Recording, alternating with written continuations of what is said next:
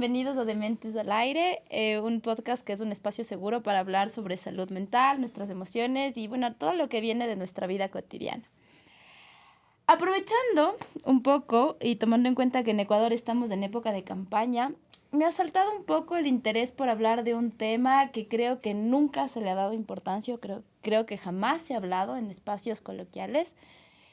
Y es más que nada porque soy fiel creyente de que la salud mental tiene que atravesar todos los espacios y tiene que estar para todos y en todas las personas.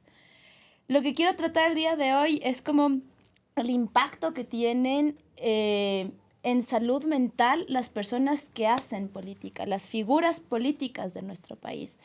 Porque ser político, como lo veo yo, no es nada fácil en realidad. Es una profesión que demanda mucho tiempo, mucho esfuerzo, emociones al límite. Creo que se deja de lado incluso hasta cosas muy personales que pueden atravesar nuestra vida, nuestra salud mental como políticos si es que hacen política. Entonces, para eso, el podcast de hoy trata de eso, de esa salud mental que no se habla en los políticos y que se les pide que sean tan perfectos y que a la final también son seres humanos. Para el día de hoy me acompaña Ana Belén Cordero, un gusto, y Franklin aquí también que nos acompaña. Muchas gracias por estar aquí. Muchas gracias por el tiempo, por el espacio. La verdad es que creo que es la primera vez que he sido invitada a un espacio como estos. Normalmente nos invitan a hablar solo de política. Okay. No somos seres humanos, somos extraterrestres que solo hablan de política cada que se enciende una cámara o la radio o el micrófono. Y hay mucho más allá del político. Quizás hay una madre, un padre, un hijo, una amiga, un hermano, un ser humano que siente, que tiene defectos y que tiene virtudes, ¿no? Uh-huh. ¿Qué dices tú, Franklin? Sí, totalmente. Más bien creo que es la primera vez que se habla, más bien que alguien se preocupa de la salud mental de la gente que está haciendo política. Y de gente que hace política no es solamente el candidato, sino también es la persona que está atrás del equipo de un candidato, las personas que trabajan, no sé, en las instituciones públicas, en algunos lugares en donde a la final estás bombardeado de información, de estrés y de muchas cosas que son a la final un estímulo que tienes día a día. Uh-huh. Actualmente, bueno, estamos en campaña aquí en el Ecuador, ¿no? Y yo veo como hacia afuera, yo como persona que ve todo desde afuera, como alguien que va a ejercer su derecho al voto, veo que los políticos se mueven por todos lados, ¿no? Que tratan de alcanzar la mayor capacidad de estrategias para conectar con las otras personas, que están tratando de estar en muchos espacios al mismo tiempo. Y es algo que yo lo veo como muy demandante. O sea, siento que la época de campaña electoral para una figura política, para su profesión como tal, es muy fuerte, muy demandante. ¿Cómo se viven las emociones? O sea, a mí me da a pensar que, imagínate, tener agenda y levantarte a las 4 o 5 de la mañana y a veces no tienes tiempo de comer, no tienes tiempo a veces ni siquiera de cubrir ciertas necesidades personales o básicas. Y a veces pueden llegar o no llegar momentos de frustración y decir, y ahora y lo que nos falta, yo ya tal vez y me siento agotado. ¿Qué me dices, Anabel? Creo que me estás describiendo los últimos 3 meses de mi vida. Porque la campaña para un político empieza mucho antes de cuando empieza, que de cuando el CNE toca el silbato, ¿no? De hecho, los que estamos metidos en política, hacemos política casi que todos los días de nuestra vida, independientemente si estemos en campaña o no, porque somos personajes públicos, aunque a veces la prensa crea lo contrario. Más bien, refuerce aquello porque, digamos, hay ciertos medios de comunicación que creen que no tenemos vida privada, ¿no? O que somos perfectos, ¿no? Y en el caso de las mujeres aún más, ¿no? Somos juzgadas mucho más fuertemente que los hombres y en política ni se diga. El verse bien siempre. Claro, o sea, yo cuando estuve en la asamblea, yo fui asambleísta, habían unos hombres que llegaban descachalandrados, sucios, mal bañados, mal peinados, mal afeitados. Nadie decía nada. Había algún asambleísta que llegaba con algún vestido medio con un color muy fuerte o con alguna tela media distinta, qué sé yo, ¿no? Yo, ¿quién soy para juzgar? No. Empapelada en las redes sociales. Entonces, es sumamente fuerte lo que pasa. Y bueno, en campaña ni se diga.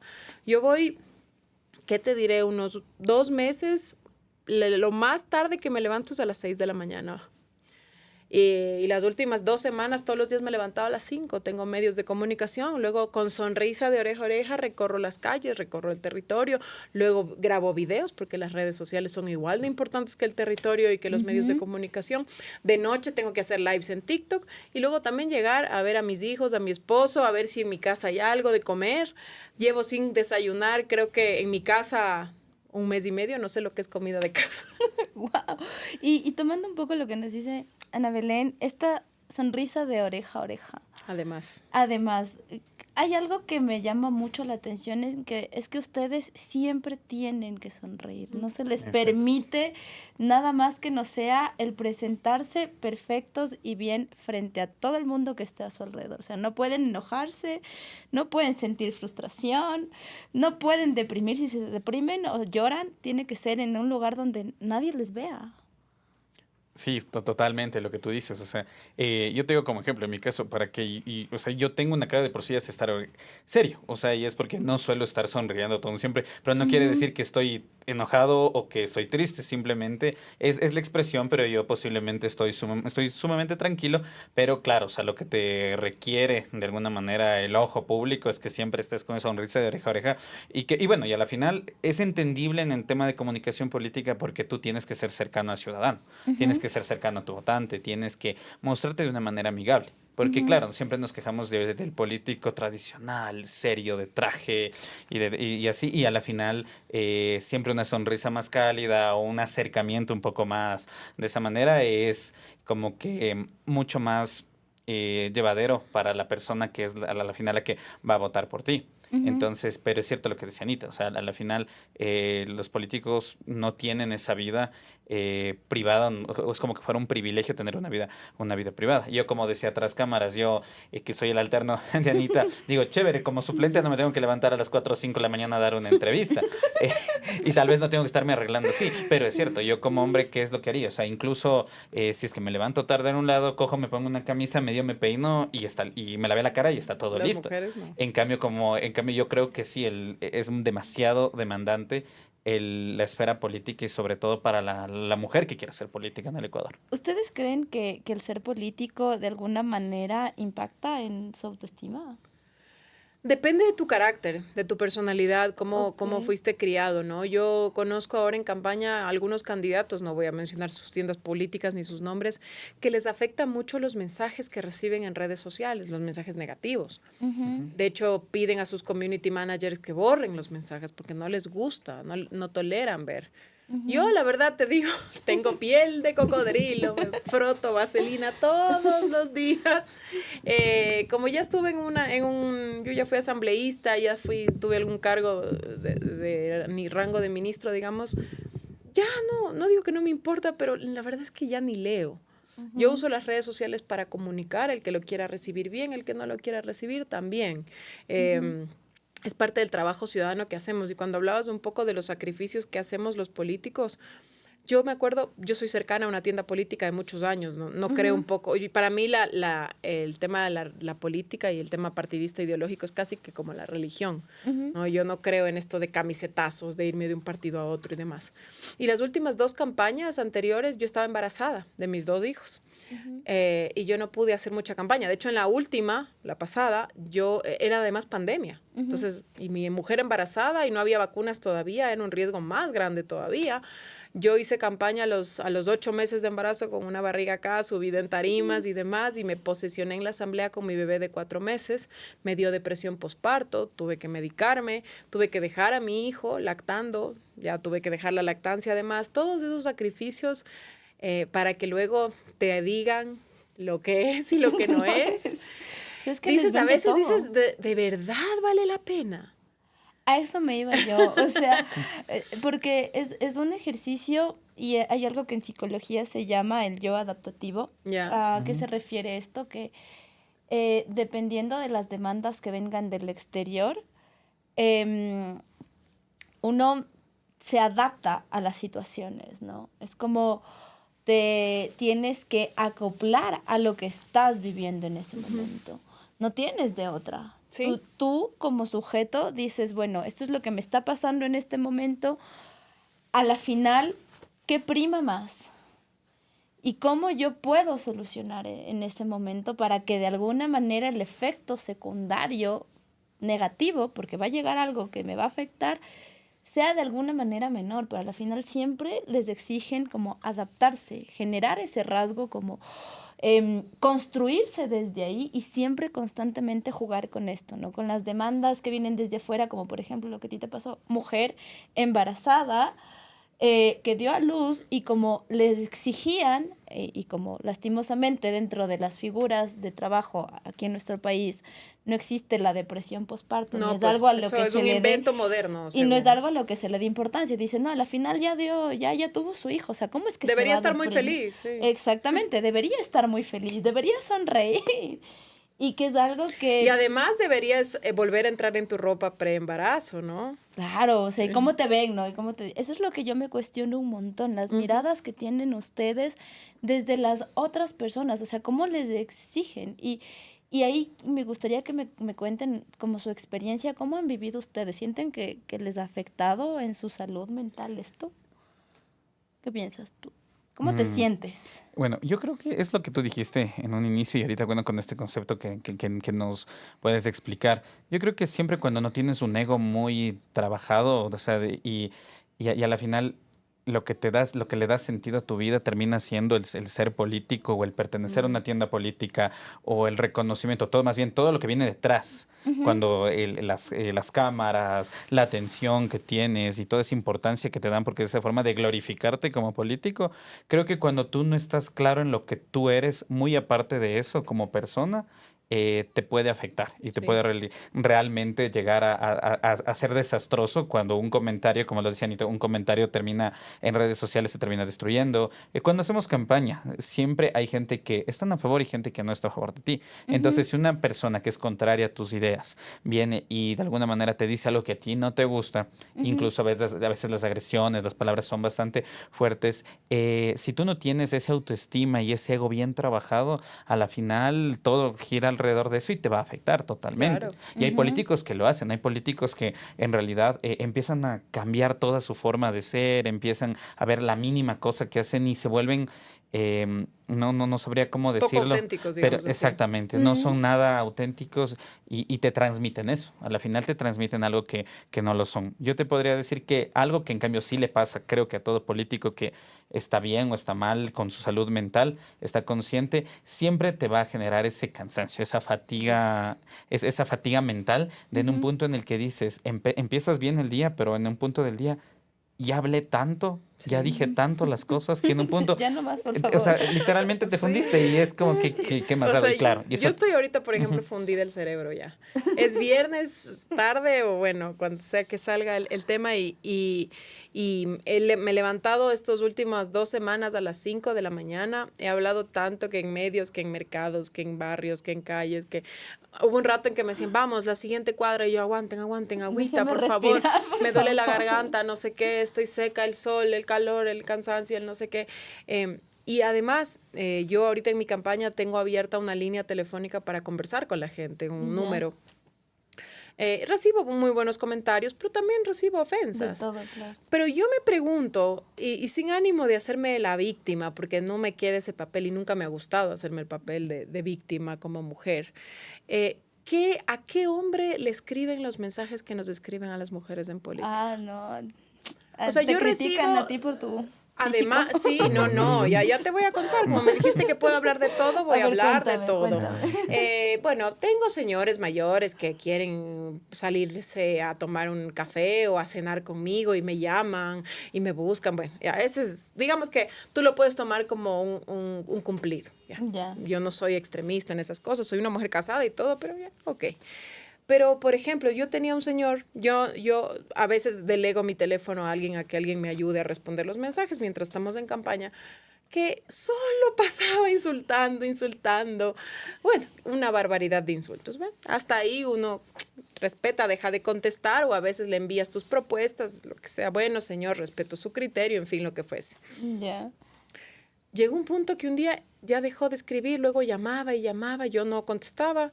Me habrá visto en alguna entrevista, en algún video, yo no sé. Tomo foto. Y no, de repente recibo una foto de su pene.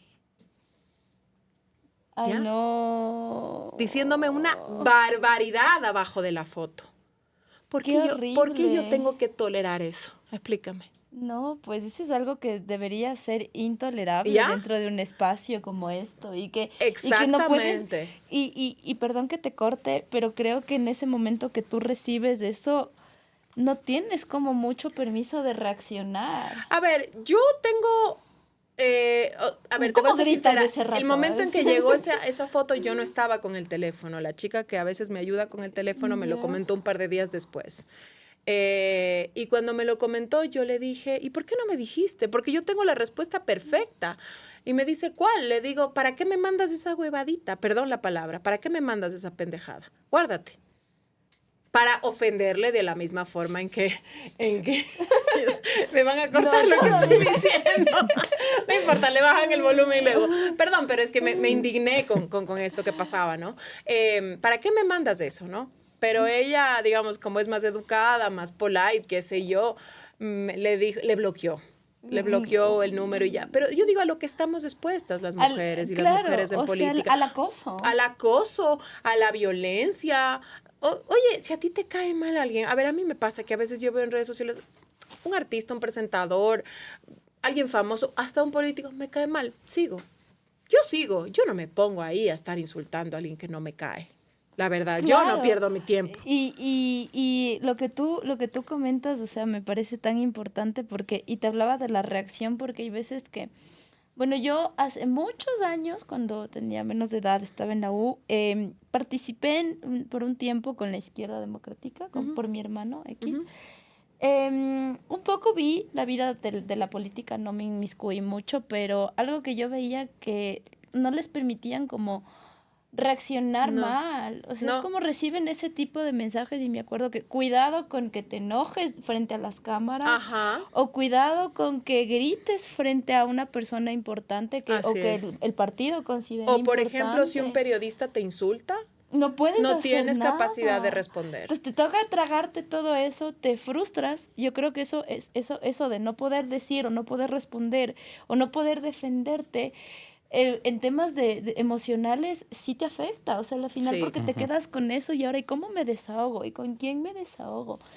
Yo creo que también siendo algún tema de género realmente y de rol que tiene la gente, porque el electorado, la persona común en general, hablándolo de esa manera, busca en cambio al político, en el político hombre, busca el político en cambio lo contrario, busca el que reacciona, el que pelea, y está muy bien visto que si es que pasó alguna cosa, demostraste ese poder y pero en cambio reaccionaste. la mujer que reacciona es una loca. Más bien yo creería que el hombre es criticado cuando no reacciona de alguna manera y te tildan de que, bueno, es un político tibio, pasivo, no dice mayor cosa, entonces no, porque la gente está acostumbrada a que tengas al político del Congreso de los años 80, 90, que literal te lanzaba el cinicerazo porque esperan que tengas una reacción, y eso va muy de la mano con el tipo de líder que nos gusta, ese líder casi dictador y... O sea, este tema de la diferencia o disparidad de género todavía sigue atravesada en y en la política ni se diga. Mira que ahorita la campaña que hubo en Estados Unidos con el tema Trump y Kamala Harris. A Kamala casi que le obligaron a vestirse con traje sastre oscuro, claro, muy masculina. De la ¿Por mujer. qué? Si ella quería vestirse con falda y con vestido, que lo haga también, ¿no? Y ahora y esas críticas, ¿cómo manejan? Algo que tú topaste mucho, que me quedé pensando, es de este tema de la vida personal, la familia. Hay cosas, y más allá de la familia, bueno, tú que tienes familia, que tienes tu esposo, tus hijos, y tú también que debes tener tu vida personal, Frank, creo que a veces hay cosas que por el mismo trabajo se dejan por fuera. Y eso también me parece que es importante porque no concebimos, y me incluyo, porque yo nunca estoy pensando si es que el político al que le estoy criticando por ahí tiene un familiar que se le murió, o capaz y su hijo tiene alguna enfermedad y eso emocionalmente también te desgasta. Y no nos podemos pensar que tienen vida personal y privada. O sea, ¿cómo afecta esto a sus vidas? Había un asambleísta en el periodo pasado en el que yo estuve que aparentemente no se le notaba, pero ella tenía cáncer. Y ella era una berraca, era de Pachacuti, una berraca bien parada. No pensaba igual que yo, pero bien parada, un fuerte carácter. Y a veces se rayaba nomás. Yo me imagino que en parte de su carácter y parte la enfermedad que estaba atravesando. Pero todos le decían la loquita y no, o sea, vivimos cosas súper fuertes, ¿no? Nos perdemos los primeros pasos de nuestros hijos, perdemos su presentación en la escuela. Yo en lo personal siempre he tratado anteponer mi vida personal a la política o a cualquier trabajo en el que he estado. Por ejemplo, estamos en plena campaña, no descansamos los fines de semana, pero este domingo es el cumpleaños de mi hijo y para mí es primordial. No hay campaña que valga. Y si me cuesta la elección un día que le dedico a mi hijo en su cumpleaños número 4, pues que me cueste, porque la vida de mi hijo no me la va a devolver nadie. ¿Tú qué opinas, Franca? Sí, yo creo que es un tema de poder, de alguna manera, poner en balanza tu vida personal con la vida política, con la vida profesional, con todo lo que tú haces. Entonces, creo que también es mucho más fácil que lo hagas si es que eres una persona que todavía no tiene hijos, porque si es que eres una persona que no tiene como tal la responsabilidad de tus hijos, se vuelve un poco más fácil. Quizás que llegues a la hora que tengas que llegar y a la final no hay alguien que esté dependiendo de ti, Sí. pero eso no quita que tienes familia, eso no quita que tienes amigos, eso no quita que tú tienes otros hobbies y otras cosas en las que te puedes distraer y tienes ciertas actividades. Pero claro, tú te mentalizas y dices, no, es que me metí a esto y porque me gusta esta vida, me gusta ser político, porque tengo un propósito en la vida y es mejorar la vida de X o Y razón, porque esta es mi causa, mi lucha de vida, terminas sacrificando otras cosas y dejando de lado. O sea, a la final yo sí creo desde lo muy personal es que tú tienes, la vida sí se trata de ciertas elecciones. No diría de sacrificios, pero sí de elecciones y hay cosas que las vas a ir priorizando. Pero ponte yo en mi caso igual, o sea, trato de que si es que en la mañana estoy totalmente ocupado, ahorita que estamos en campaña y todo, aparte de que estamos comiendo bastante, porque en campaña se come Se come el rico. doble de Y lo no que puedes decir que no pues, a sí, nadie. comes el doble de lo que se Sino come. que feo como me está No, haciendo de normalmente menos. puedes terminar con unos kilitos de más y toda la cosa, entonces yo trato de, si tenía un horario para hacer ejercicio, trato ahora de hacer ejercicio después y termino cerrando el gimnasio, ya, pero terminas tratando de acomodar un poco a las actividades que tú haces, la vida política, tratar de llevarla. Yo creo que todos los extremos son malos y creo que si es que si te vuelves adicto a esto, que al final es tu trabajo, puede ser como alguien que tiene una adicción al trabajo y deja todo de lado. Entonces yo siempre creo que el balance es importante, pero sí es cierto que si te gusta la política desde muy joven, hay ciertas cosas que tú vas a limitar y que tal vez no vas a ser el que siempre está disponible para tal o cual actividad, para tal o cual fiesta, sino que muchas veces sabes que vas a estar o fuera de la provincia o que tienes igual una entrevista o que tienes que activarte para hacer algo, pero al final cada cosa tiene su recompensa. Cada cosa tiene su recompensa y creo que el recorrer, el ver las necesidades de la gente, el ya tener un cargo como tu Anita en su momento como asambleísta y las personas que ya están ahí, ya el poder haber hecho algo que se concreta en algo para la ciudadanía, para las personas, logra valer la pena. Pero sí, que estoy totalmente de acuerdo en que esa parte de tus hijos, de tu familia, no hay que dejarla a un lado. O sea, eso no tienes por qué priorizar otras cosas si tú antes de ser político, antes de ser cualquier profesión que tú tengas, eres persona. Claro, es como lo que tú decías, ¿no? A veces es el cuestionarse y ¿para qué hago esto? ¡Qué Exactamente. botador! Pero bueno, yo más que nada, bueno, un poco para ir cerrando este espacio, me gustaría dejar como ciertas cosas. Espero que no fue un espacio para hablar de política para nada. No, mejor. Y más como para reflexionar en estos temas de salud mental y de ustedes, más que nada porque no se les ve como sujetos que pueden sentir y que también pueden tener sus propios conflictos. Entonces, no nos olvidemos de esto que puede ser importante. Capaz no es que el ir a terapia solucione, y no, tampoco es el objetivo de que decirles vayan a terapia para que se sientan mejor, ¿no? Pero siempre la terapia es una inversión. Y Es una inversión. así no tengas un problema o tú no creas que tienes un problema o no tengas depresión. Para mí una de las mejores inversiones que ha salvado mi vida, mi matrimonio, mi La relación terapia. con mis papás es la terapia. Antes que un tratamiento de pelo, que unos zapatos, que una cartera, no. La Sí, terapia. eso sí es Es tal cierto. cual. Y también darnos un stop, ¿no? También como no olvidarnos de que hay personas que están a nuestro alrededor, que nos pueden sostener, Así es. construir esas redes que a veces un poco por el trabajo se nos olvidan y que son muy importantes. Yo les agradezco mucho que hayan estado aquí, que hayamos hablado de este tema, que de alguna manera sea algo que nos permita reflexionar para cuidarnos un poco más, para empezar por algo y para no solo enfrascarnos ni tampoco dejar que los otros de alguna manera presionen a lo que nosotros queremos ser o lo que queremos proyectar frente a las personas. Gracias a quienes nos van a ver este episodio. Les espero en una próxima ocasión. Esto fue Dementes al Aire. Hasta pronto.